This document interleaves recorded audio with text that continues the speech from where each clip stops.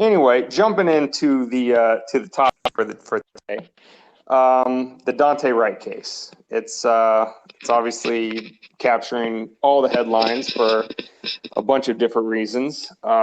Everybody has their agenda. Everybody has their narrative about why it happened, what happened, the different facts surrounding it, and so we just wanted to shed a little bit of clarity. This is Dane and David from the podcast Weapons of Meme Destruction. Can be found at WMDpodcast.com. We are 38 episodes deep, so go over there, check us out. You can also catch us on any podcast catcher as well as YouTube. Which in terms of podcasting is like 3 inches. Yes. So I want to start with basically just a Cliff Notes rundown of what we know about the case so far, because that's going to inform the rest of our discussion that we have here. So let's just start with where the encounter occurred, or why the encounter occurred. So Mr. Wright was pulled over for expired tags and for a quite unique Minnesota law, which prohibits the hanging of items from your rear view mirror. Apparently he had an air freshener hanging. Which of those two things instigated the arrest or the pullover?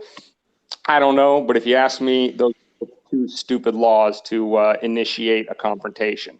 So let's put one in the column for the cops being stupid. So as a result of pulling Mr. Wright's name, they found a warrant for his arrest. According to the police, it was for a quote unquote gross misdemeanor, which you have to dig into court documents to figure out what the hell that's about, because, they're not really forthcoming with a lot of details. But apparently last year, Mr. Wright was found in a car with a few other people, and there was a gun in the car. When police showed up, he ran. They didn't catch him at the time, but he was charged with possession of a firearm without a permit. Now, obviously, that case was still pending. Who knows if the gun in the car was his or somebody else that was in the car with him.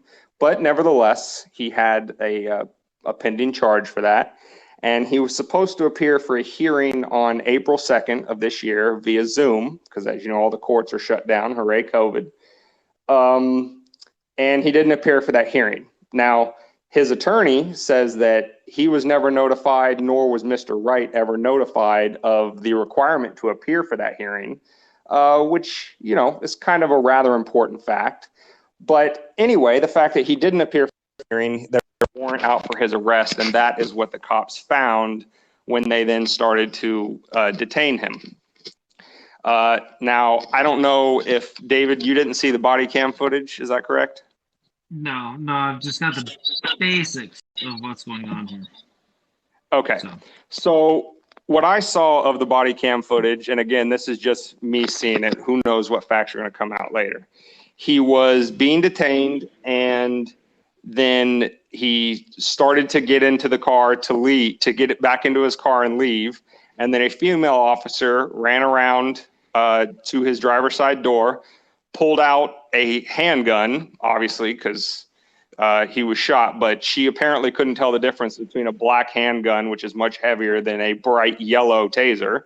She yells taser on the body camera footage and shoots him. What I heard was multiple gunshots. Now, if she only shot him once, I don't know that, but to me it sounded and looked like multiple. And just to be clear, the taser only shoots once. Correct. And then you even have to manually reload it. Even if it doesn't, why you would still continue to shoot after the first time when you're like, well, I don't know what I just shot him with, but it didn't look like a taser, is highly suspect from her. But anyway, I believe that his car pulls away. I don't know how far it gets, but then she is heard on the camera afterwards, telling her fellow thugs with badges, I shot him.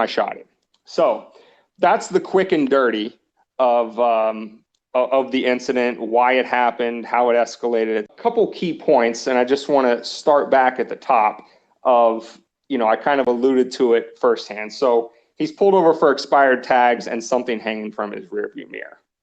Now, if you ask me, those are two completely stupid reasons to pull somebody over. And the fact that we even still have a system, even if you say, okay, the expired tags was a valid reason, you don't have to pull somebody over for that. You run the tag and you send a notice to his house that says, hey, you had expired tags on this date and this time, here's your fine.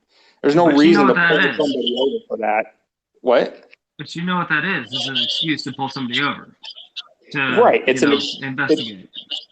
It's an excuse to pull somebody over. And as we all know, once the cops have you in their clutches, they'll make up anything and everything they possibly can. I smell weed. I smell alcohol. I'm going to search the car. Yada, yada, yada. Been drinking tonight? Yeah. So, we have a couple voicemails in here. So let's check to see what the listeners have to say.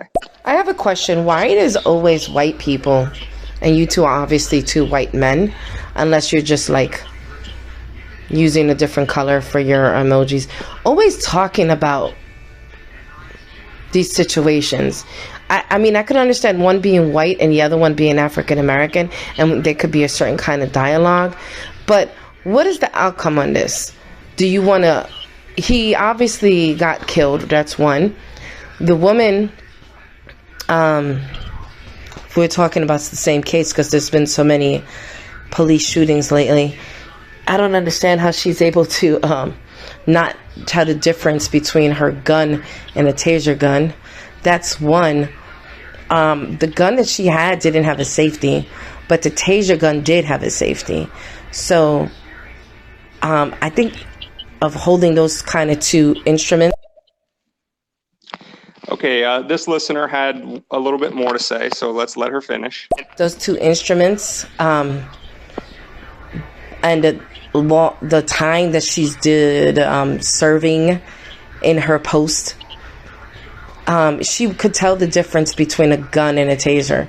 So yeah, I just don't understand. She fucked up. She fucked up. The job of a police officer is not to kill. Their job is to arrest, read the Miranda rights. He didn't have a gun. Come on. I don't know what is the point for both of you. It's ridiculous. I can't. Okay. Well, I'm not sure if this listener is still in the chat, but I do want to respond to that because that's the thing. So like, just because of maybe, the color of the skin on our emojis or the way we talk or something like that, we're white and we're not supposed to have opinions. If she would have listened to more of what we had to say before jumping in with something like that, she would find that we don't have anything to disagree with anything she said. And when she hears our conclusion that the cops were in the wrong, and that not only were the cops in the wrong, but the laws on the books that created the confrontation in the first place are wrong, then maybe she wouldn't care whether we were white or not. And that's kind of the whole problem with this discourse, is that we're not supposed to talk if we don't have the same skin pigment. We're only talking about this because it's in the news this week. That's what our podcast does. That's why we're here. We talk about the topics that happened the week. We didn't pick this out specifically to harp on it. This is the keynote this week. We aren't trying to weigh in on something that isn't our business, but here we are. This is what's in the news. That's why we chose this topic.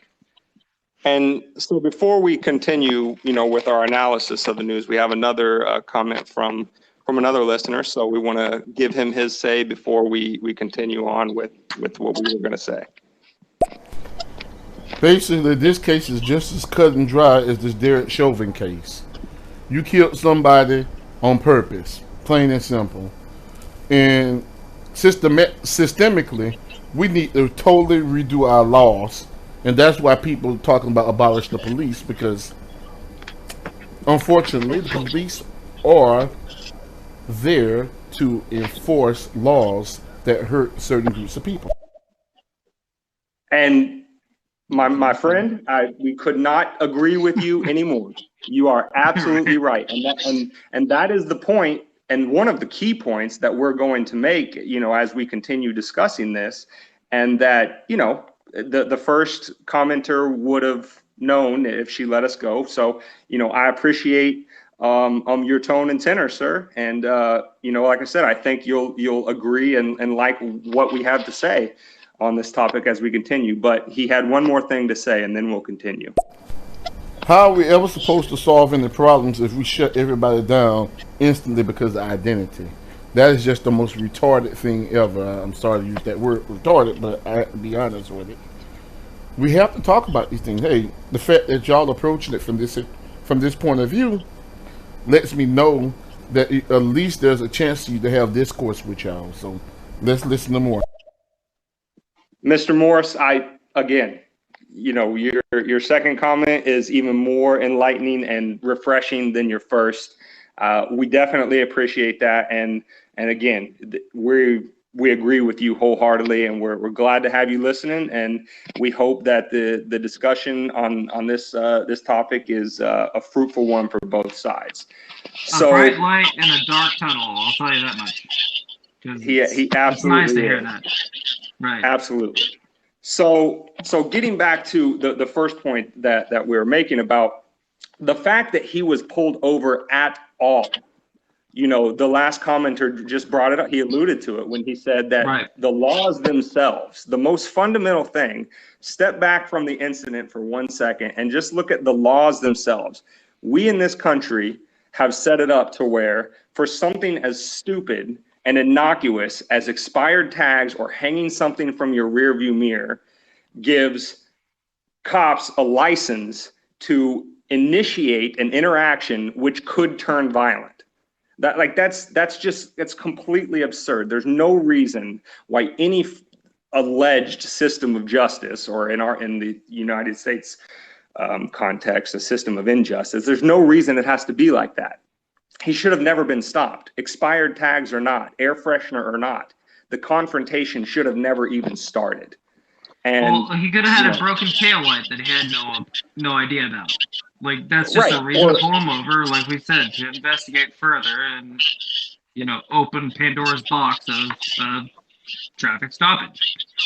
Yeah, and as we know, once police start the encounter, once the encounter has happened, police are trained to escalate the encounter. Maybe not in the direction of violence, although they often do that too, but they're trained to escalate and so that they can find other things to find wrong with you. That's the quintessential example of the traffic stop that says I smell weed or I smell beer or I smell alcohol. That doesn't have to be a true statement from them. They just say that, and that gives them legal recourse to then go and search through your vehicle to try to find other things that you may or may not have done.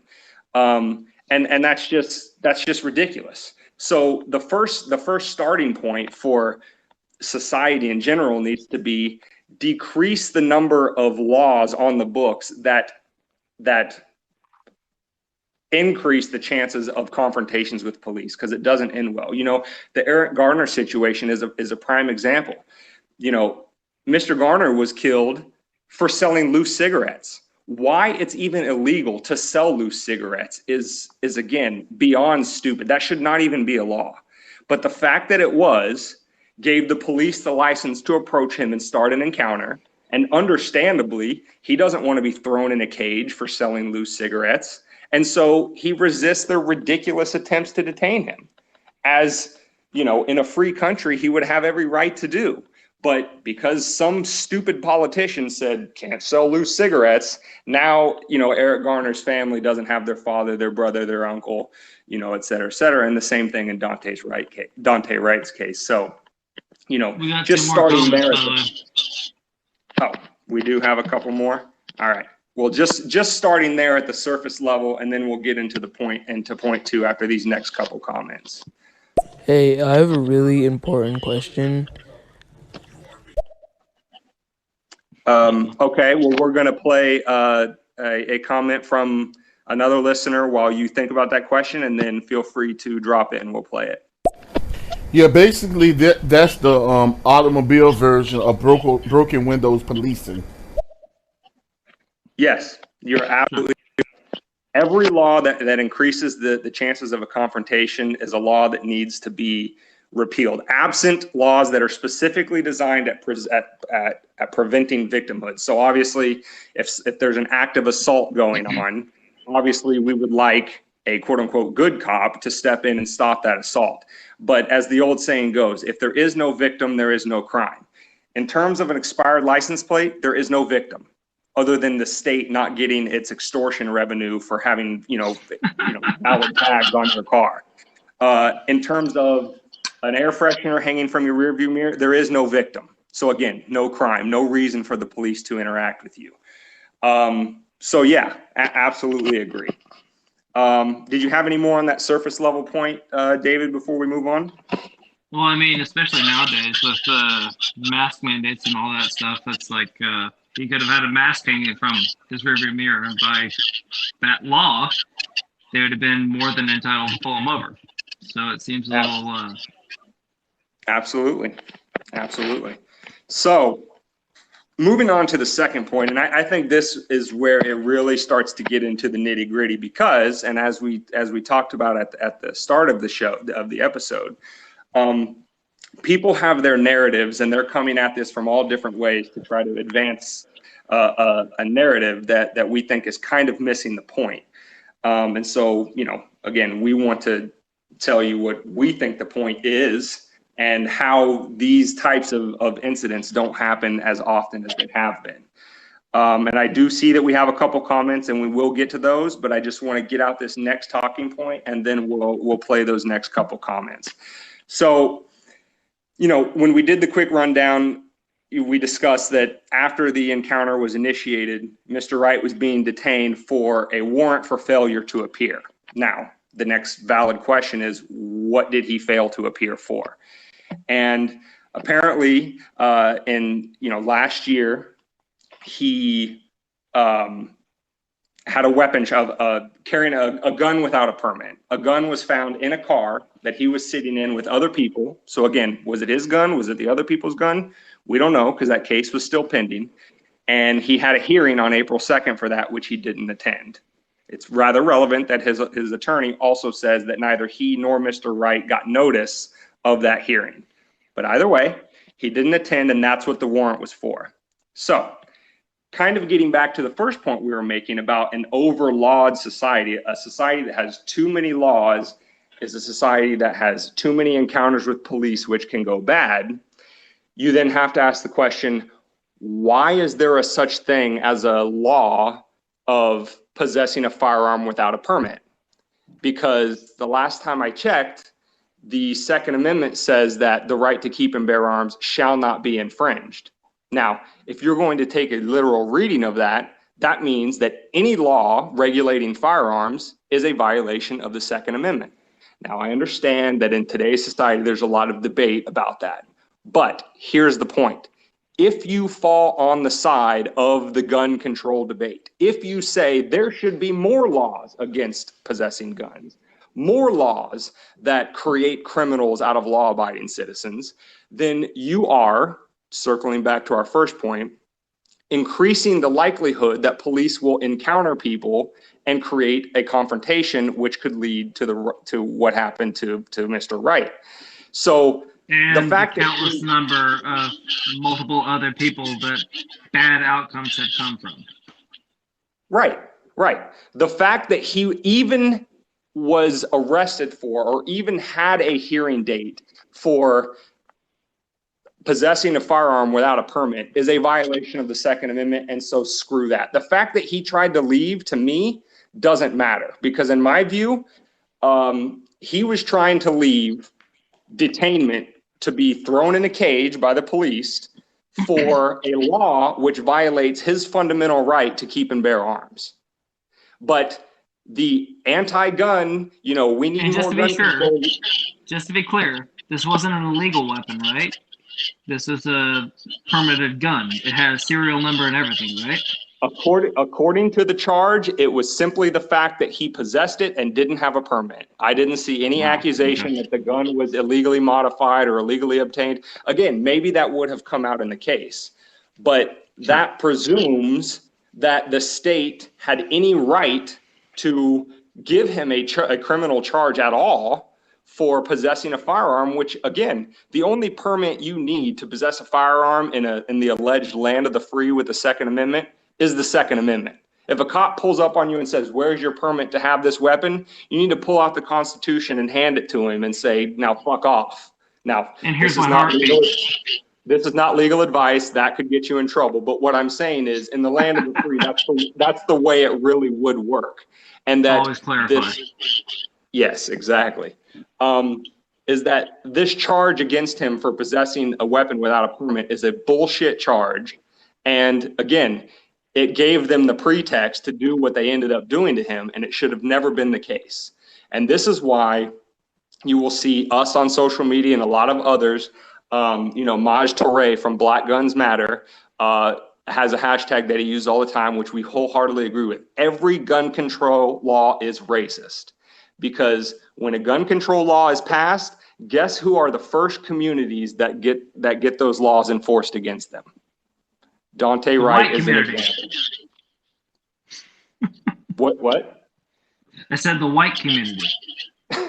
Not so much. Wow.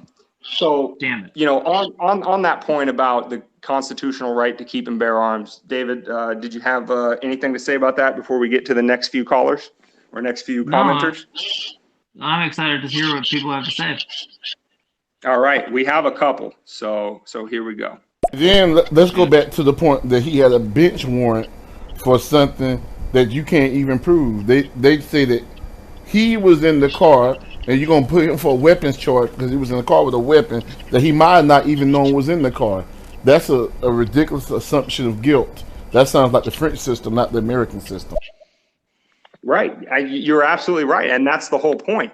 Maybe it would have come out in that case later that gun belonged to him, but we don't know that as of now. All we know is that he had a hearing, which he didn't attend, but his attorney says they were never given notice of it. But before we even get to that, the fact that he was originally charged with having a weapon without a permit is, as you say, assuming that the gun was his. But even if the gun was his, the Second Amendment says that law that charged him with that crime is unconstitutional. So, and like we said before, there was nothing to say that the gun was illegal at all. It wasn't procured illegally. It wasn't used in a crime that we know of. So why was he even indicted? Right. So next comment from same commenter. I don't have an issue with the Second Amendment so much as others, because you have to read it. It does say in order to have a well-regulated militia, but that's not the point. The point is, did they find his fingerprints on the gun? If they didn't find his fingerprints on the gun, you can't assume it was his gun. That is true, and I do want to just briefly address the well-regulated militia part. That language has been specifically addressed by the Supreme Court in two cases: McDonald's versus City of Chicago, in terms of the enforceability of a state's law versus the Second Amendment, and Heller versus District of Columbia, which is the federal version of that. In both cases, the Supreme Court said that the language well-regulated militia meant that the militia was drilled and trained and ready for combat, not that they were regulated by the government in terms of laws that says you can't have this gun or that gun. And that kind of, gets to the more historical debate around the whole situation is, there were different guns than just muskets at the founding. And if the founders wanted to say everybody has the right to keep and bear muskets, they would have put that in the amendment, but they didn't. There were things like cannons and puckle guns, which was a free runner or a pre-runner to the like Gatling gun. We just discussed in our previous episode 38. Episode 38, which can be found at wmdpodcast.com/38. So there were other weapons besides muskets that existed at the founding, and an original interpretation of what the amendments say and what they mean, you have to take into account what was available at the time. And if the founders wanted to limit it to a specific type like muskets, they could have wrote that. They didn't. They put keep and bear arms for the specific purpose of two things. A, the right to keep and bear arms is a matter of self-defense, not about the type of gun that you have. And B, let's be honest, the founders shot at government officials. They shot at the redcoats and they shot at enforcers of the crown. So to think that they didn't just come off of fighting and shooting at the government for 7 years and say, well, we want the government to have more powerful guns than the people, that's just not accurate in terms of the fact that they could have just put muskets and they didn't. They said arms because they wanted to keep everything in there. Next comment. Just jumping in, want to say hello. Hi, how are y'all doing? Ow, chicka chicka wah wah. I like Thank you for that. We always appreciate a little bit of levity. There you go. Absolutely. A couple more comments from Mr. Morris, and then we'll get back to our analysis. Hey, now this is where I'm gonna have to disagree with you. There's no reason for people to have AK-47s. You're not gonna get me to say that, because those weapons are meant to just kill people. Hunting rifles, why not? Pistols, understandable. Automatic weapons that are meant to kill people, no. Not only should citizens not have them, police should not have them, and to be honest, our military shouldn't have them, because we don't need to be fighting people that we don't have no business fighting in the first place. Now, I agree with the last statement that he said. We don't need to be over places and fighting people that we don't have any quarrel with other than their belief system. That's correct. And I just did want to briefly respond to the gig, because I don't want to, make him think that we're dismissing his comment, and I do appreciate the respectful disagreement. Yeah, so the thing about whether or not anybody should or shouldn't have a type of weapon, again, that's not up to anybody as long as the Second Amendment exists. That's not up to any legislator. That's not up to me, you, or any gun policy advocate, because the Second Amendment says what it says. Now, in terms of, specific guns only intended to kill people, any gun can do that. And the vast majority of gun deaths happen at the hand of handguns, not at AK-47s, AR-15s, or any other, advanced type of caliber or weaponry or anything like that. It's regular old handguns. So, and if it's how many deaths are happening, the type of gun doesn't really matter. At the end of the day, a gun is nothing but a force threat equalizer. That's why it's a matter of self-defense. If you are a 5'2", 110-pound female and a 300-pound, 6'5" male wants to do you harm, the only way you're going to come out of that fight is by having a gun to defend yourself. Now, we can get into the weeds over whether she should have an AR-15 or a handgun, but that's not for us to say, because only she has the right to defend herself in that moment. I'm not there, you're not there, nobody is. So what gun she decides to use is not up to anybody but her. And that's why the Second Amendment is fundamentally about self-defense and not about the type of gun that you use. And again, on this topic, and this is where I'll leave it, I highly recommend, if you haven't heard of him, definitely follow him on Twitter. He's incredibly knowledgeable and has a lot to say on these topics. His name is Maj Touré, and he runs an organization called Black Guns Matter.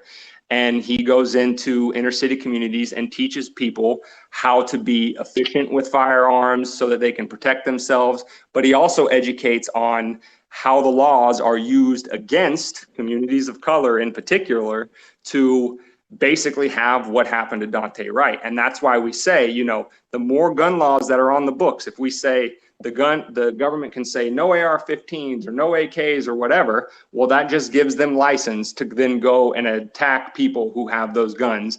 And just as many people in minority communities have those guns, as do, backcountry white people in Arkansas or whatever.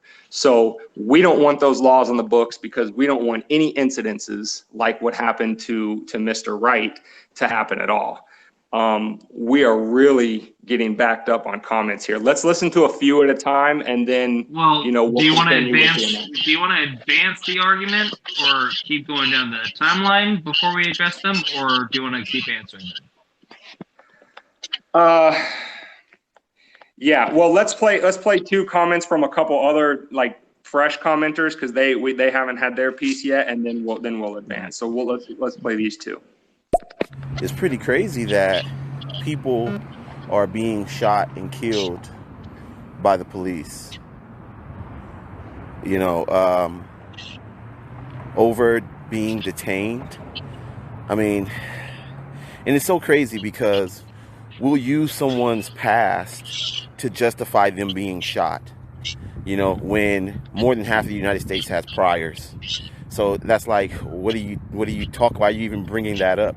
What did he do, or what did the person do to warrant them being shot and killed?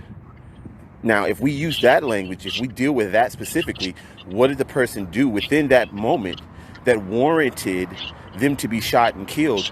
There are very few incidents where they actually need to pull the trigger. Kind of to what he said. But Sorry, go ahead. What I'll say is that they clearly knew who he was because they ran his license tag. Even if he did get into the car and flee, they knew where to find him. So why was deadly force why was the taser even necessary within this given situation, let alone a pistol? They knew how to find him. They knew who he was. They'd get him eventually. So, I don't know. I agree. Right, and for that last commenter, yeah, we absolutely agree. And if you joined the episode a little bit late and maybe didn't hear this, we'll say it again for any new listeners. Is he should have never been pulled over in the first place. He should have never been pulled over for an expired tag, and he should have never been pulled over for an air freshener. Those are both stupid laws. Those are stupid reasons for a government, paid thug, a thug with a badge. That's what most police are. In my opinion. I don't know if David holds the same opinion, but that's what I think. There's no excuse for them to even encounter him at all, to even have the opportunity to run his background check and figure out if there's a warrant for his arrest. So, I mean, that's where I stand on it. And again, the kind of theme that we keep coming back to is we are an overly litigious society, meaning we have way too many laws on the books. And the more laws that are on the books, like you said, there's tons of people that have priors. Absolutely. There's actually a book, I can't remember the author's name, but it's called 5 Felonies a Day. And he goes through and he says that basically every single American citizen commits about 5 felonies a day and they don't even know it. That's a problem, because if that's the case, then cops have pretext left, right, and center to create encounters. And it's just it's just a numbers game. The more encounters there are, the higher the likelihood that some of those encounters are going to escalate and they're going to turn violent and the cops are going to kill people. And that's what we have a problem with. That's why those laws, like the hanging your whatever the hell it is from your rearview mirror, exist. It's so that they can pull you over. And if they want to actually indict you on something, they can find it no problem. Right? Right, because what we learned after the Michael Brown thing in St. Louis, Missouri, is the cops were using regular routine encounters to essentially listen. If anybody did what the cops in St. Louis were doing, it would be called extortion, plain and simple. The cops were pulling people over for minor traffic infractions and extorting money out of them to pad their police budgets. And again, this is a problem that everybody knows, and it exists everywhere. Civil asset forfeiture is a very real thing that cops use, incidents like this to extort money out of people so that they can get better police budgets. This is a known thing. This isn't, something that just happened yesterday. They've been doing this forever. And so we have to cut the snake off at the head, end the over legalizing of society, which we've turned basically everything now, breathing without a mask on, illegal. Where do those mandates come from for the budget? Where do they come from? Well, from They the come from the top politicians. down, right? Exactly. There we go. Right. And the So police they are never get nothing. held accountable for it. They're the first ones out on the TV saying, "Oh, this is egregious. This is a stain on our democracy. This is not good. We need to stand up for these communities." Meanwhile, they go back behind the camera and start writing policies that lead to more and more incidents like this. Right. The police are nothing if not the enforcers of the politicians that write the laws. And so all we're saying is from the perspective of the voter, stop voting for politicians, stop asking for more laws against more things. And yes, that includes gun regulations, because the more laws that are on the books, whatever anti-gun group that lobbied for the law in Minnesota that you have to have a permit to carry a firearm, that group is at least implicitly, if not directly, responsible for Daunte Wright's death. And that is just as much of a problem as the policeman who pulled the trigger. We have to stop allowing police to encounter people in violent situations, because the police have proven time and time again that they cannot be trusted with that power. So take it away from them. All right, and that's, so I think, kind of the overarching takeaway. We have a few comments to get through. a few. Go ahead. Yeah, they're really stacking up. Let's listen from another caller or another listener who hasn't got his say yet. As someone who had 7 guns to his head because of a tail light, I gotta tell you, man, it's unnecessary. These cops pull you over fucking traffic tickets and they put guns to your head for no fucking reason, only because they feel scared. I got pulled over for a tail light and I didn't even have a gun. I don't have a violent record. And in fact, I didn't even get a ticket that night. It's just damn being extra. First of all, man, let us just say we're sorry that happened to you, and that's exactly what we're saying is completely wrong. That's what's fucked up about this entire system, and that's what, if the conversation was going in a productive way, that's the way it would go. It would go in the direction of, why was he pulled over in the first place? Should he have been? Answer in this case, no. Second, even if he was pulled over, why did he have a warrant for his arrest for something that the Constitution says he has a right to do? And even if the Constitution didn't say he had a right to do, you have a natural inherent right given to you by God or the eternal consciousness or whatever you want to call it. You have a right as a human being to defend yourself. Whether you choose to use your fists to do it, whether you use a gun, a knife, or anything in between, you have an inherent right that no government gave you, and therefore no government can take away from you. You have a right to self-defense. If somebody wants to possess a gun to do that, that is for them and them alone to choose. The only reason they would ever lose that right to have that particular tool is if they use a gun to commit a crime. If they right, exactly. Right. And there's no evidence that Mr. Wright did that, or that the police knew that in this case, and therefore his death is not only a horrible tragedy, but it should have never even got, there's at least 3 or 4 things before it ever even got to the point where an idiot cop can't tell the difference between a handgun and a taser. Before it ever got to that point, there's at least 4 reasons why it should have never even got there. And that's kind of the key takeaway that we want to have. I do want to play one from another listener who hasn't got her say yet. Let's hear what she has to say. I want to know how she confused a gun with a taser. That's number one. Number two, when on the street, I don't know. I'm trying to figure out how she confused a gun with a taser. That's exactly right, and that brings up a valid point, right? So in terms of the gun control debate, if we're going to take guns away from people, right, civilians, guess who are the... By the way, these are supposed to be some of the most trained people with a gun in our society, right? Right, that's the point. So if we're going to take guns away from civilians, guess who are the people who are going to be hired to go and take those guns away? The police. And we're told that the police are, as you've said, David, are supposed to be the most highly trained, and they go through, all this, escalation, or de-escalation tactics, et cetera, and they're supposed to know how to use guns left, right, and center, and blah, blah, blah. But yet that's proven wrong time and time again. So if your gun law requires people who have proven themselves irresponsible with guns to then go and disarm people who are law-abiding citizens, you can see how that creates a problem and why that shouldn't be the case. But yet here we are with another innocent life lost and a family member gone. On the George Floyd case, Jocko Willink, a former Navy SEAL, was on the JRE, and he said they spent 40% of their time training weapons ops and so on and so forth, and just different scenarios. He said that when the police train, they get their first 3 months, and then they're out on duty with no real continuing education. I mean, shit, a nutritionist needs continuing education. These guys don't have it. They have on-the-job education, and that's not good enough.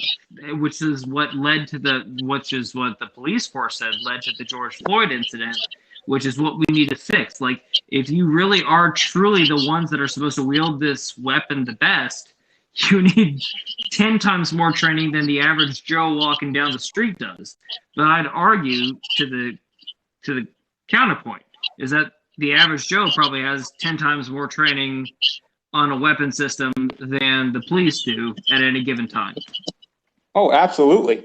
I know for a fact there's a statistic that lawful gun owners have less incidents of illegal discharge of their firearm than do actual on-duty police officers. Right. Cops violate the law with their guns more often than do all of the lawful gun owners. And when you think about how many lawful gun owners there are in the United States, that's a rather startling statistic that police are that terribly inept with the use of a firearm. Right. But I think, I don't know about you, David, I think we've pretty much hit our key takeaway is that, too many laws create too many encounters that shouldn't happen at all. Sure. So you want to run through let's try to get through these comments and, right, yeah. Yeah, okay. Let's start from the top. As far as self-defense, I hate when people use that term because a weapon is not self-defense. A vest is self-defense. A bulletproof helmet is self-defense. A weapon is preemptive offense. Let's make sure we understand the difference between self-defense and preemptive offense. You want to tell this one, Dan? Yeah, I don't know if that comment came before, we use the small female, large male analogy. But yeah, like that's what we addressed with that comment. I mean, she can have all the bulletproof vests and other quote unquote defensive stuff. The juggernaut from Call of Duty, if you get the reference. Yeah, but if somebody that heavily outmatches her in every physical way means to do her harm, the only way she is going to equalize the force to dispel the threat that he poses to her is with a firearm. So that's why it's self-defense. Here's the deal. Basically, it comes down to this here. The more weapons of mass destruction we have, the more likely they're likely to be used. Look at Great Britain. Police don't have guns there. People don't get shot there and die like they do over here. There's a reason why that happens. And, well, maybe it's just because I'm come from a Christian background that I'm just against killing people. That's just not part of my thing. So, Manning? On that point, in terms of the Christian background, not killing people, I agree with you. But, I mean, there is a distinction between... Dane, what you're missing is that, yes, absolutely, in Great Britain, after the pistols were taken away, gun violence dramatically dropped. But you know what also spiked tenfold? Knife crime. Exactly. Yeah. Exactly. So people are people no matter what you do to them, unfortunately. Right. It's not about the tool that's used because, they'll just transition to knives. And if not knives, then, what's his name? Timothy McVeigh killed hundreds of people in Oklahoma City with a bunch of fertilizer. So, I mean, would we, by that token, outlaw fertilizer? I think most people would say no. So it's the individual who commits the act, not the tool they use. But and again, Morris, we couldn't agree with you more. We're absolutely on your side, but we're just arguing the finer points. That's it. Right. And to the point about killing people, I agree with you. I don't think anybody should be running out into the streets like Rambo, shooting people up all the time. But again, if criminals don't care about laws and we make it illegal for non-criminals to have the same type of weaponry that criminals do, well, then there's no incentive for the criminals to think twice before they go rob somebody or, hold somebody up or whatever the case may be. So there's a distinction between somebody who's a pacifist, and again, I have no problem with if you are a pacifist, that's perfectly acceptable position to have. I think that, well, the old saying, there's an old, I believe it's a Japanese or an old Chinese saying that says, it's better to be a warrior in a garden than a gardener in a war. And by that token, it's better to have the gun and not need it than need it and not have it. So I'm not in favor of taking hands out of potential victims of criminals or victims of the government in this case, just so, we can maybe marginally decrease the number of deaths that happen as a result of guns. Again, when we know that criminals are going to kill people with other weapons, and really all we've done is disarm the victims. All right, next comment. Next comment. What's interesting, just to speak on this whole gun control and people that have a problem with the guns and stuff, if you take away the guns, people are going to start killing each other with other things. Okay? They'll start killing each other with knives or rocks or whatever it is. So stop being afraid of your own shadow, to those who are, against the whole Second Amendment thing and people having certain guns and this and that. Me personally, I think that it's you being afraid of your own shadows. Because as I said before, if you take away the guns, it's just going to be something else. So this whole thing is moot. The United States is not being attacked by any other country, mostly because of the Second Amendment. So I don't know.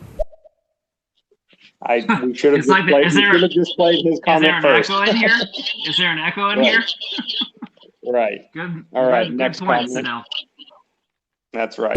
At what point can we start defending ourselves from these city employees that feel like they have a right to put a gun to your head over a fucking traffic ticket? That's totally unnecessary. We're living in the war zone, man. You survive.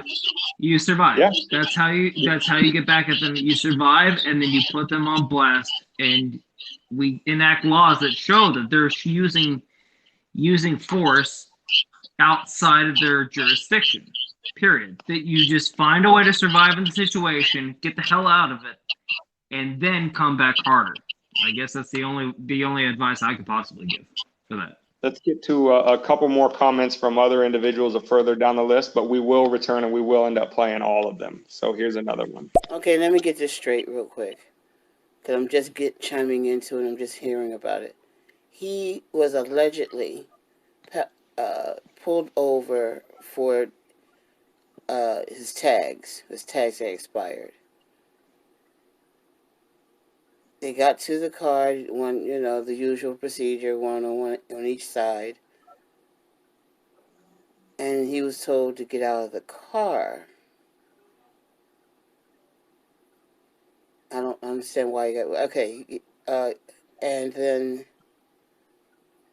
he was being detained. The woman came up, the female officer came up and said, he has a warrant. Okay, he has a warrant. What transpired that he tried to get away, and she says, I have a taser, but he shot him with a gun. I'm trying to figure. I mean, you trying to figure that out is where the rest of us are. Rubber meets the road. It's like, the whole thing is just nonsense. Again, he should have never been stopped from the beginning. Once he was stopped, the fact that he has a warrant out for his arrest for a nonviolent crime does not warrant, taking him out of the car and hauling him off to jail. It doesn't require escalating the situation to where it could get potentially violent. So in every step of the way, from the initial encounter all the way to the end, the cops were in the wrong. And they were put in that position to be in the wrong because there's too many laws which give them a pretext to encounter people and escalate the situation. And that's what we have a problem with. Correct. We have a new commenter, so I wanna allow her to speak. Do you guys believe that? I mean, I just find it very strange that she yelled taser. I mean, a taser you can use with your one hand. I have a taser, not really a spray can thing. I mean, I don't understand. A taser, you use it with one hand, but with the gun, you use it. It's gun is a lot heavier, and you use it with two hands. You have to remove it off of safety. So she went through all of that. Then she's yelled taser. So I think it was done deliberately. Because why would you take the gun then yell taser? And why would you shoot somebody that's running away from you? I mean, why is she so lazy? She couldn't just run after him. Why she have to shoot him? And why do cops shoot to kill? The guy was unarmed. I just don't get it. Why do you always do that? Shoot to kill a person. They don't shoot to injure. They shoot to kill the person. They need to update the laws and policies because it doesn't make no sense. I mean, he's not a threat to no one. Well, if I may, Dane, we can harken back to the training that they have in the weapons. Cops aren't necessarily shooting to kill. They're just shooting. And if it finds an artery, or if it finds a heart, or if it finds a leg, so be it. Now, to agree with her, you think that a taser would feel a hell of a lot different than a metal gun, seeing as the taser's plastic and the gun's metal. Right. So bright ass yellow right in front of your hand. Again, I think the fact that, and to use shitty terminology, I think the fact that she killed him was a lucky shot. I think she just started firing because she panicked. And she pulled out a gun because she panicked. She panicked because she had shitty training. Exactly. And it all harkens back to the amount of training you have on your weapon system. If you practice something 1,000 times, or what is it? What's that Bruce Lee saying? I don't fear the man that's practiced 1,000 kicks once. I fear the man that's practiced one kick 1,000 times, because you have that shit down pat and you can't mess it up, even if there's a bad scenario unfolding in front of you. And that harkens back to training. Training. De-escalate. Get away from the situation if you can't handle it. And then again, all the way back to the start, they knew who he was. They knew what his license plate was. They knew where to find him. If he does run, track him down later. He's not going anywhere unless he goes out into the goddamn woodlands. And then if he's willing to do that, then shit, he's no longer a threat to society. So what are we arguing about here? It's just and 2 points on that. One for the listener and one for you at the end, and then we're going to continue on with comments. So she brought up a very good point about once he's trying to leave, he's not a threat to her. It's not like he's reaching for something to return fire. He's trying to leave. They have his license plate. They have his name. Let him leave and go pick him up later if that's what you're going to do. He wasn't actively trying to do anything but get away from them. So, right. She did bring up a good point. And I wanted to highlight that because he was not a threat. And to the point that you were making, David, when you brought up, de-escalate training, all that kind of stuff. We encourage all the listeners to go check out an individual in his company. His name is Dan Brown, and he runs the Threat Management Center in Detroit, Michigan. And this is a version of private policing which should replace all public provision of policing. Without doing an entire commercial for Dan Brown and Threat Management Center, he trains all of his, and again, this is completely private. He doesn't work for the government. He's not a police officer. He doesn't, all that kind of stuff, but he practices and trains his individuals on first and foremost, de-escalating situations. And I think they've been active in Detroit for like 20 years, and they've never had a discharged weapon, and obviously they've never killed anybody. And he's so effective at what he does that actually police departments around the country actually hire him and his team to come in and train them on how to be less shitty at their jobs. And he's a private individual with a private company. So this idea that private provision of security can't happen I posit you Threat Management Center and Dan Brown. I highly suggest that you look them up and to how effective and good he is at that. So, all right, going back to the top for some more comments. Absolutely not. You don't need a gun to do that. We've seen many cases in fights where the smaller person wins because they're better trained. That's not the point. I'm not really in favor of guns being used for quote unquote self-defense. It's not self-defense, it's preemptive offense. Well, Okay. That was a comment from quite a bit earlier, and I think we've addressed that pretty sufficiently. Unless you had something else to say, David. No, I like Morris. I agree with him on most parts. Let's move on. Okay. So now we're working down the list in order. Well, that's the point. They shouldn't be trying to find that out. I'm just saying, in a real society that isn't founded on violence, there would be no need for these kind of weapons in the first place. So I'm taking it back further than just the right to own them. I'm taking it back to the reason why we have them in the first place. Unfortunately, we don't live in a utopia quite yet. So what's happening is if you do take the guns away, the law-abiding citizens will turn them over. However, the criminals will keep them. So what you've just done is you've created an inequality of force. And that's all we're arguing. Right. We don't want to create an inequality of force. And in terms of that society, we can agree with you all day that, a society should be less violent as opposed to more. But we all want today, the policies that we have in effect today is we have to take the world as it is and move from there.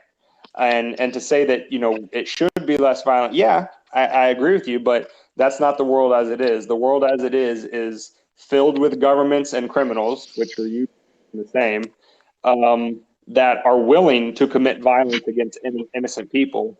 And in that situation, disarming innocent people isn't necessarily going to do any favors, for those innocent people or society at large. All of this stuff is happening because the United States citizens at large, don't know or understand its own constitution. So how can it protect it? How can we protect our rights when we don't even know our rights per se?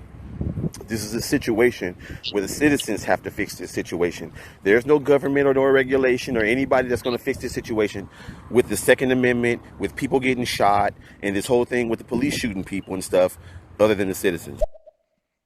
Hey, you're absolutely right, and we've name dropped him a couple times, and we'll just do it one more time. Maj Touré of Black Guns Matter makes that point very effectively, and I couldn't agree with you more. I don't think the problem is just more laws. It's the way the laws are enforced as well. Because we can eliminate a lot of these laws, and guess what? They'll still try to find a way to enforce the laws that they have in place currently to still have the same effect. We need an educational change in our society, one that values human life and one that shows that people can love each other. And that's not going to happen just because we change the gun laws or take gun laws off the books. We need a whole foundational change in how we look at each other. May I, Dane? Absolutely. As we discussed before, you're Christian, Morris. We are both raised Christian. We agree with the golden rule. If all of society would practice love your neighbor as yourself for the love of me, i.e. the love of God, we'd all get along very swimmingly. And that's what we always are working, striving towards. So, yes, indeed. If we could all adhere to that, that's awesome. But we aren't quite there yet. So we do need a little more law and a little more order. However, not enforced with force, but just justice and reason, if I may. Right. I do want to clear something up because there's been a bit of a confusion with one of the listeners. It's kind of funny, but I do want to give her a piece, and then so that we can clarify before we get back to the top of the list. Please. So Please. she had a point of clarification about Dan Brown, who I referenced, the owner and operator of Threat Management Center in Detroit. Dan Brown Sure. that wrote the Da Vinci Code. Is it him? Which Dan Brown? Because that's the only Dan Brown I know of. The one that wrote the Da Vinci Code. He wrote the book and also had the movie. So I don't know which Dan Brown you're talking about, referring to, but I'll look into it because it's very interesting. That's that same bastard. He loves Da Vinci Code and he loves guns and he does not discriminate. Yeah, and to be fair, I mean, that's obviously an honest mistake, and that's obviously a very common name. So, you know, a lot of different people could have it, but no, that's not the same Dan Brown. But if you just Google Threat Management Center Detroit, you know, everything you'll want to know will pop up. Their website's very informative, what they do in terms of the community policing and all that kind of stuff, and how they, you know, de-escalate situations. That's the way to go instead of, because you're right, Dan Brown's a very common name and easy to confuse. So definitely Google Threat Management Center Detroit. So, okay, moving back to the top list. Sid, again. The traffic laws, period, are a bunch of crock, because the Constitution pretty much takes care of the whole situation with driving. So the tags are illegal, the registration is illegal, the driver's license is illegal. All of that stuff is unconstitutional. But yet we get pulled over, stopped. They are proactive, give you tickets, make you have to pay money, or you could lose your life, things of this nature, over these illegal instruments. That's insane. You're right, and like we said earlier in the episode, if individual citizens did what the government does on a daily basis under the pretext of law, it would be labeled exactly what it is. It would be labeled extortion, robbery, et cetera, et cetera. The government, because it has a monopoly on violence, it writes the rules for itself, which exempts itself from any legal recourse that would be faced by you or me, the individual citizen. So absolutely agree with you. You know, the government is distinguishable from the mafia only in this sense. At least if you pay the mafia for protection, you're going to get protection. With the government, you don't even get that. You're extorted, and then those extorted funds are used against you to go through its system and get locked away in its cages, et cetera, or fight its wars. Kind of like when you go overseas, get blown up for freedom, and then they don't take care of you, and you get back stateside. Kind of like that. So you're leaving to. So, all right, next comment.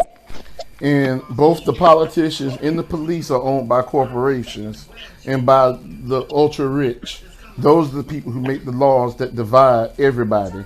So if you're going to look at anybody, you have to look at how society is structured. And it's structured for us to be divided based on things like this here. This shouldn't even be the conversation. The conversation should be, how do we get people to love each other again? May I? Yep. That's kind of why we started this podcast. Like, there's a whole array of people that would tell you that half the country is bad. And then if you talk to the other half of the country, they'll tell you the other half of the country is bad. What we're trying to say is 90% of the country is on the same side. There's the outliers, 5% to the left, 5% to the right. They might be rich, they might be influential, and they're the ones that are telling you how to think.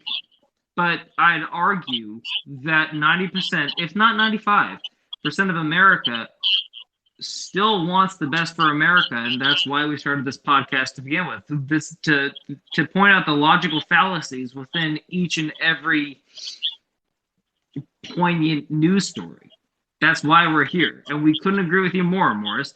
Like, we do all still love each other at the end of the day, but they're telling us that we don't. And Dane and I personally disagree with them. We're saying, yes, we do still love each other. This is why this is stupid. Let's move forward. Right. And since we've mentioned the podcast a couple of times, and there might be some people who just joined and just want to drop this out there, you can find us on any podcast catcher, on YouTube, and at our website, wmdpodcast.com. The name of the podcast is Weapons of Meme Destruction. Again, what the memes are is not, pictures that we share on the internet, but memes like, you've probably heard this one before, taxes are the price we pay for a civilized society. Well, I don't know about the rest of you listeners, but I've been paying a lot of taxes for a lot of years. And the Daunte Wright situation is the height of incivility. If that's the society we're paying for, I don't want to pay anymore. So, that's a meme, right? And that's why the podcast is called Weapons of Meme Destruction, because we destroy those, and hopefully our listeners are able to think more clearly about the things, to Morris's point, that they're told by the rich, the powerful, the politicians, et cetera, so that they can analyze them critically and realize that it's really not a divide amongst us common people. It really is a top versus bottom. And in my view, it is the government versus all of us. Whether you're left or right or center, it doesn't matter. It's the people with power that write the rules that they're exempt from, that the rest of us are beholden to, against the rest of us. And that's what the aim of the podcast is. So we're going to have to move faster through these comments. We're never going to get through them, but we'll try to not respond directly to as many. It's insane, this whole situation with us citizens in the United States. We've really dropped the ball. All this stuff with the police or the policy enforcers and the politicians and stuff is based off of people, their loss of the idea of civics. So we in a territory, we vote or choose someone who can best represent us, and we send them to a centralized place to express our ideas, concerns, and wants, and they work for us. But is that exactly how the government is going right now? That idealism, it seems to be lost to the citizens of the United States. We don't understand that we are the government, and that the people that call themselves government have their power vested in them by us, the people. Well, it seems as though he's put the nail on the head. He's put the nail on the head. They feign their appreciation for us to get into the office, but once they're in the office, they only perform the rights of a sycophant, sucking up to the people that paid for their campaign, that paid for their, whatever the hell they're doing, basically paid for their office, and now they are kind of adhered to what the policies that those people put them in there, or else they'll lose that revenue and they'll lose the next election. David, that's all that true. shit works. That's all true, but we can't respond to every comment. Correct. So, but that being said, we're gonna move on. What's so crazy? Even before her telling a gun or from a taser, she's supposed to be a constitutional officer, and by the letter of the Constitution, she wasn't even supposed to stop him. You see. And that's one of the things that we all have to ask the officers. I'm sorry, I'm calling them an officer. They're not an officer, because an officer is an elected official. We have to ask these policemen or highwaymen, are they constitutional? And when they answer you back that they are constitutional, know your rights and pull the Constitution on them, and let them contradict the Constitution in front of you, them knowing that they're doing that. Okay? And then we'll see how things start to work from there. But they know that most of us don't know our rights or don't know the Constitution. Well, he just said the most basic thing is that an intelligent population is a dangerous population. You should make yourself intelligent so you are dangerous. That's true. The only thing I wanted to add is my preferred nomenclature for cops is road pirates. Next comment. Which hence goes to my point earlier. Police don't need weapons. They need to be like the police in Great Britain. They ain't got no weapons. Nobody gets shot. I would love to completely disarm the police, just not the people. And guess what? How many people can you kill with a knife versus how many people you can kill with an AR-15? Think about that carefully. Depends on how good you are with a knife, my friend. That might be true, but more people are still killed annually with a knife. More people drown in a bathtub. I'm serious. More people drown in a bathtub every year than are killed with AR-15s. We already know that it's more likely that a gun owner gets killed with their own weapon than anything else. The statistics have proven that. Well, that's suicide. That's the same thing as more people get in accidents within, I think, a 10-mile radius of their home than elsewhere. Try 2, Dave. Try 2. Okay, 2. Well, because that's where you're around the most. You're going to and from that place every single day. So, that just stands to reason. There we go. I know that this is wishful thinking, but I would hope that these incidents would show to the United States people that, hey, maybe we should question these illegal instruments, these unconstitutional instruments that the police are using to pull us over, and then sometime hurt some of us. Absolutely. Well, the thing about this, to the young lady that asked about why police always shoot to kill, that's what they're trained to do. If they don't shoot to kill, that individual can come back and be a witness to what has happened to them. So it's financially advantageous for them to just go ahead and kill them if they're going to shoot them. I know it sounds ugly, but policy is policy. To kind of delve within the cynicism, yeah, there's no one to argue the counterpoint if the counterpoint is dead. So, yeah. No, I think she deliberately said taser because she had her web camera on, and she wanted everybody to believe it was a taser. I think that was done deliberately, and I also think that she was upset because he took off while he had handcuffs on. So she was upset. She was ego-driven.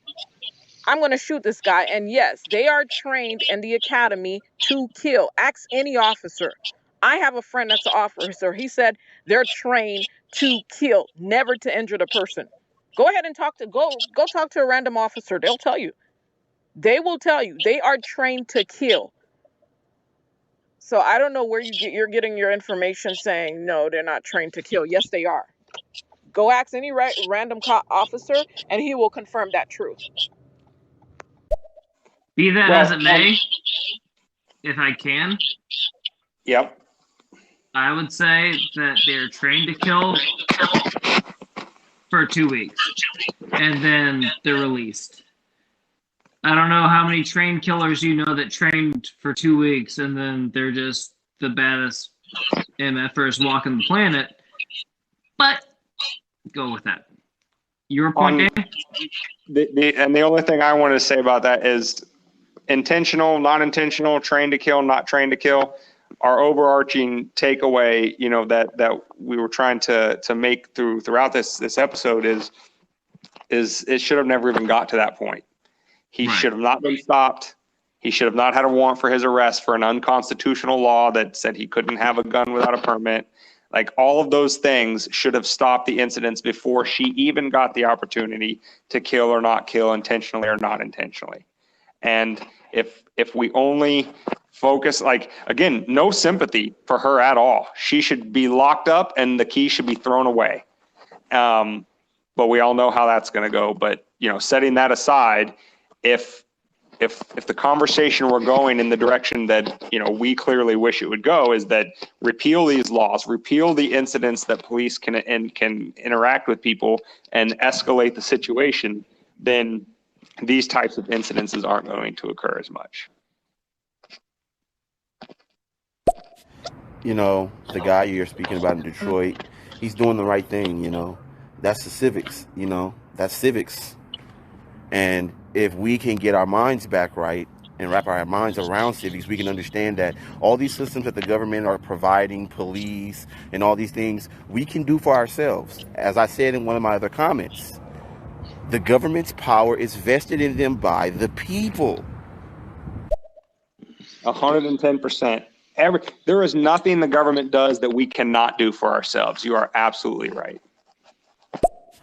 Oh gosh. Okay, look, a gun is self-defense in the instance that you have to use it to defend yourself, meaning someone else is shooting at you, or using some sort of other weapon that would prompt you to have to use a projectile.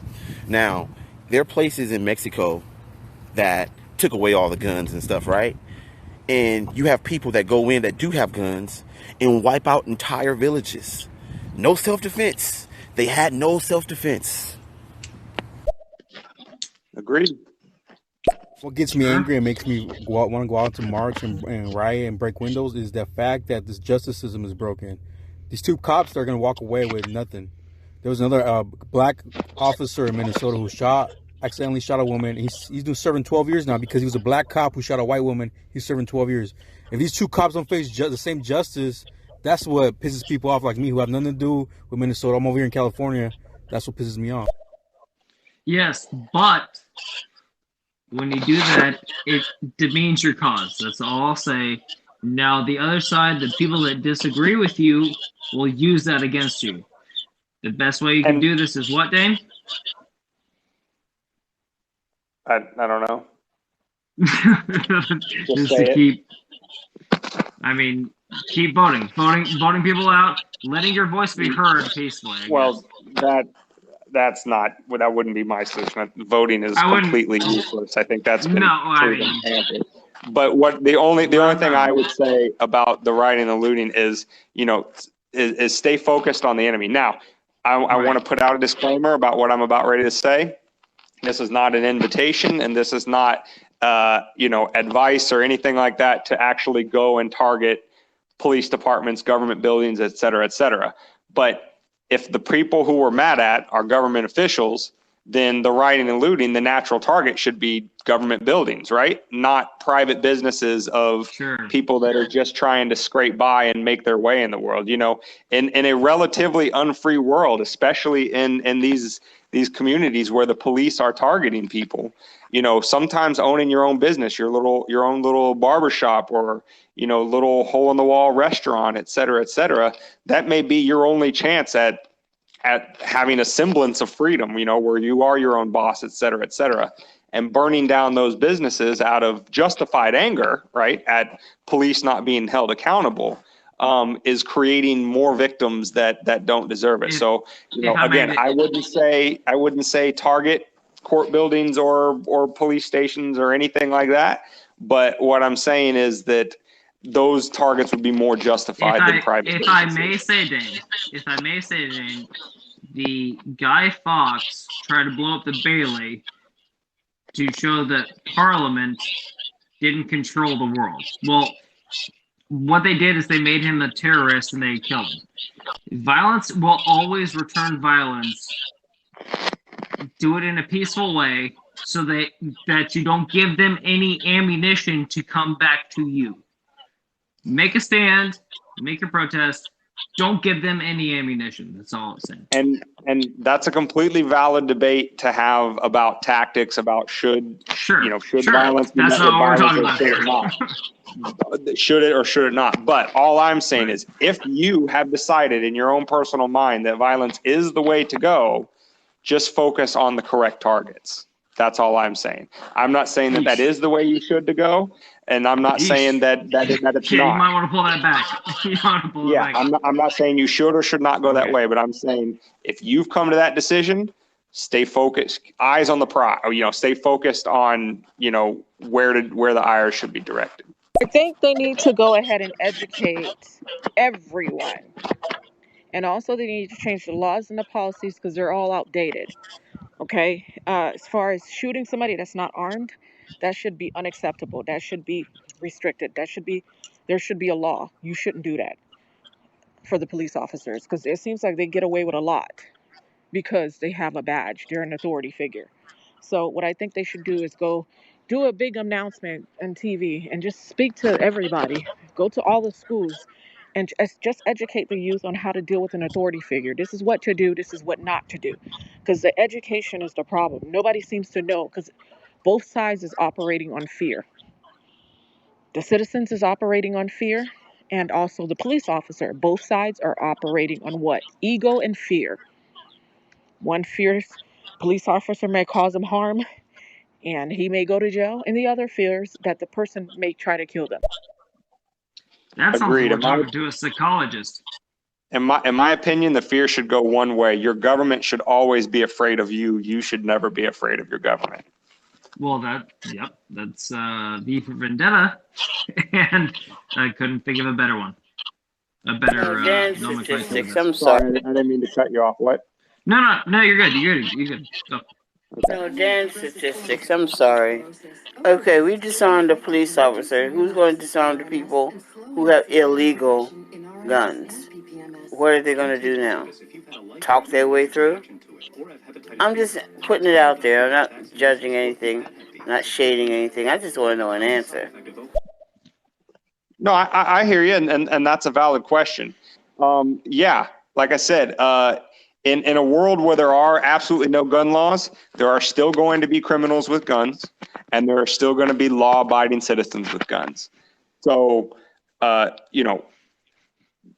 that's no different than the world that we're living in now, where we do have gun laws that disarm innocent law-abiding citizens, but criminals still have theirs because they don't care about the law. So, our proposal is not a guarantee of utopia. It's not a guarantee that, gun deaths are going to stop and that we're all going to love each other and all of that kind of stuff. We're just saying that if we take the world as it is, that there are bad people who mean innocent people harm, then the solution or any step in the right direction is not to disarm their potential victims. That's all. Yeah, I think that her pulling the gun was deliberate. That's why she said taser. Yeah. It's pretty obvious to us adults here, and I think that the state believes that also. That's why they arrested her. She's under arrest already. And really what she did was she crossed the state up. She crossed the state, all the elected officials, she crossed them up when she did this because she violated the Constitution. That's why her bosses stepped down. Right, and I do just want to let everybody who's still listening that we're going to be signing off at 8:30 Eastern, so in about 7 minutes. So I do want to get through these last few comments, and then we will we'll end the show. But we do, for anybody that's still here and that's been here from the beginning, we do want to thank you for listening. So much. We do want you to check out the podcast on any podcast catcher. It's called Weapons of Meme Destruction. You can Google it. You'll find us everywhere. We're also on YouTube and at our website, WMDpodcast.com. Our most recent episode, WMDpodcast.com/38, talks in more detail and depth about gun control in general. So with that being said, these last few comments. I appreciate you gentlemen, you fine gentlemen, for bringing this awareness to people, because these small fallacies, these small things that people are not aware of or cognizant of, we're going to have to, those who see or those who know, we're going to have to start each one teaching one. And that's the only way that we can improve our environment. There's no government or any of that. This is going to be up to the citizens to do this. So keep it up, guys. I'm with you. I appreciate you guys. Keep going. Well, again, couldn't agree with him more. Like that's we are the people. That's the whole point of this. That's what drives this country. We are the country, not our politicians. Yeah, we appreciate that, and we appreciate you as well. Well, I agree with you, Gorilla. The only thing I don't agree with is that the justice system is broken. It's not broken. It's working the way that it was designed to work. We as a people just have to wake up and get tired enough of these afflictions from it and change it, because we are the ones that have the power to do so. That's a good clarification, and I agree. It is working exactly as intended, and exactly as intended is them against us. Yeah, voting does nothing. You're absolutely right, Dane. And if you want to do some sort of voting or make some sort of change, vote with your money. Vote with your dollar bill. Identify these policies that are anti-American, or should I say anti-United States citizen, and don't attach your dollar to that. Watch what you buy. See what the label and where it comes from. See if it comes from a state or a local government or something that's against your morals and values. This is how we win, because it's gotten too far now to where we're going to have to work, how should I say, a bit covertly and directly steal at the same time, vote with our money, and turn our head from organizations and things that do not serve us. We do not have to engage anything. We are the people, and the people are the power. You are a light in a dark world, my friend. I could not agree more. No shit. I know I'm dropping a lot of messages here. I'm sorry, guys, but it's just so many things I would love to say. I would implore American citizens to do history, because a lot of our cures, to the things that we're going through is within history. And the very fact that the United States, most of the citizens don't really know history or this history of the United States other than pseudo or mainstream history is the reasons that we don't have the power or intellectualism to free ourselves. Hey, no worries, man. Every one of your contributions have been incredibly valid to the show, and thank you. And like you said, an unintelligent population is the downfall of said country. Every time. Well, an unintelligent, yes. I thought you were signaling the opposite. We're an intelligent population. No, is the downfall, the downfall of a corrupt government, which is also Don't true. misrepresent my words. No. I said the corollary to yours. An intelligent population is the downfall of a corrupt government. So correct. We're not going to be able to get this teaching from the schools per se. We're definitely going to have to start teaching one another how to deal with the police. We have more laws than we have fingers and toes, but they took all of that, the things that led to that, which is the Constitution and civics, they removed it out of school in order for us to be in the position that we're in. Agreed. The schools are the government's first site of propaganda towards making us, subservient and not asking questions. So agreed. Hey, Dave, what do you do? Yes, what sir. do you do with the beginning of every school day?